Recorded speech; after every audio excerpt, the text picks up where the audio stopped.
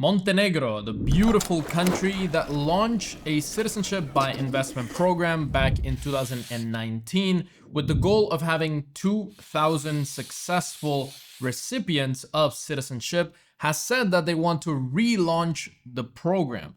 Due to pressure from the European Union, the European Commission, they obviously don't want European citizenship for sale, even though hundreds of thousands of people every single year get naturalized as EU nationals from all over the world, and hundreds, if not millions, of people are refugees in the European Union. The European Union doesn't want their citizenship to be for sale to these evil rich. So they pressure them into canceling the program.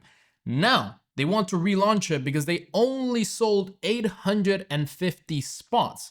They had an approval of 2,000 from Angela Merkel. So now they have another 1,150 spots that they want to sell. This program was extremely attractive, specifically for Russians.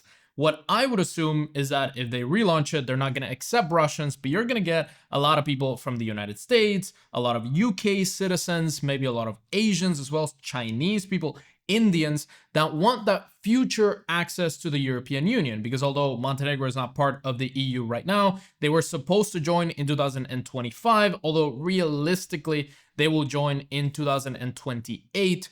If that doesn't get delayed to 2032. Let's see, because right now the European Union is more focused on other things rather than letting on new members into the union. Now, obviously, just like Malta is being sued right now because of their citizenship by investment program, Cyprus was sued, their program was canceled. Montenegro might not even join the European Union because they launched this program and the EU sees it as a risk or a security problem, and they won't even let them join the European Union. So to mitigate that, they've said that they acknowledge the potential risks and they are going to have extreme due diligence, and they are going to let any European agency from the European Union check the applicants, make sure that they are extremely clean, do Interpol and world checks, and make sure that every single person that obtains Montenegrin citizen obtains it because they are a high value citizen, not somebody that could pose a security risk. This relaunch of the program is mainly due to Bojan Bugarin, who is the former coordinator of Montenegro's visa liberalization process with the EU. And he says that it is Montenegro's national right to have a citizenship by investment program. I think the same.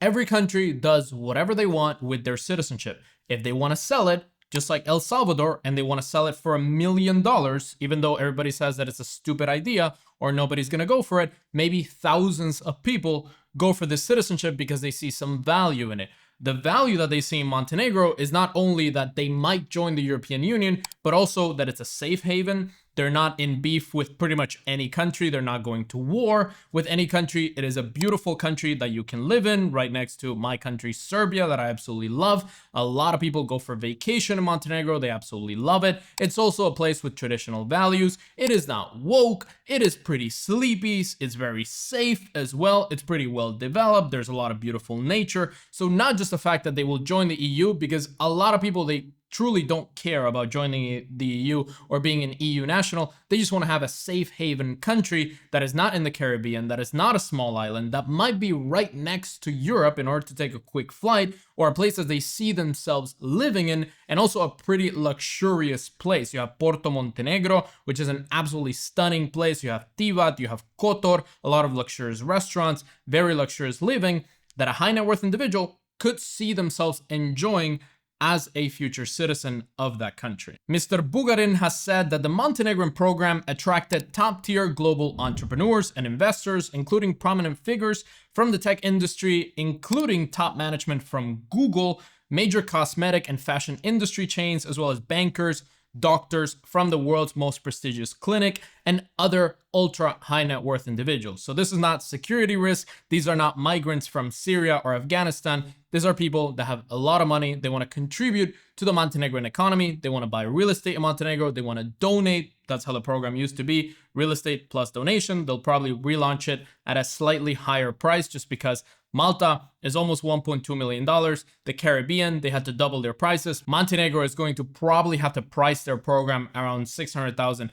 all the way to 800, maybe 900,000 euros. We will see how that goes. Lastly, they have said that this program is not intended for money laundering or suspicious capital to come into the European Union, specifically to come towards Montenegro, and they want to have it as clean as possible because obviously that will affect their EU membership in the future. If you are interested in Montenegrin citizenship or any citizenship in non-EU Eastern Europe, you could consider Serbia. So if Montenegro decides to relaunch their program and they put it at a ridiculous price, or they decide to not launch a program because it's a high risk from their membership of the European Union, Serbia has a lot of potential as well. They might not join the European Union at all just because they have some ties to Russia. They have a good balance between the West and the East, and they have good relationships with Russia and China, as well as in general, the population does not want to join the European Union. So it is very unlikely that they will join in the next decade, let's say, but it's still a safe haven for a lot of investors. The government doesn't really care what you do. You can get residency and citizenship by starting a business, hiring a lot of people, contributing to the economy, and after some time integrating yourself into Serbian culture and the Serbian economy, you can receive Serbian citizenship, and it is a very solid passport. I would say even better than the Montenegrin one if they don't join the European Union. You might also consider Serbia as a better option, or other countries, non-EU Eastern Europe, like Bosnia, for example, as a hedge against the European Union. I have some European clients that come to me and they say, I want a second passport in a place that is not in the EU's grip. They're not going to join the EU and they're unlikely to join the EU. They don't have strong ties to the EU. They're completely opposed to it and they're on the other side. So in that case, having a country that's going in the future to join the European Union might not be the best bet. They want something against the EU, then something like a Caribbean or like non-EU Eastern Europe or Latin America might work even better for that kind of client that wants a second passport, a second plan B outside of the EU, which they already have. If you want to get a second passport, a second citizenship, you want to watch this video right here on the 10 countries around the world that sell their passports in less than 12 months, so you can get a second citizenship by investing or donating to a country ASAP. Check it out right here.